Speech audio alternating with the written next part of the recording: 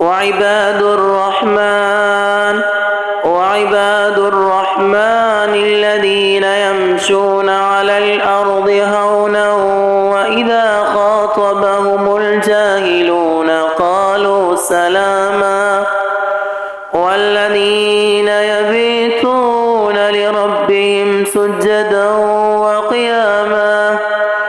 والذين يقولون ربنا اصرف عنا عذاب جهنم إن عذابها كان غراما إنها ساءت مستقرا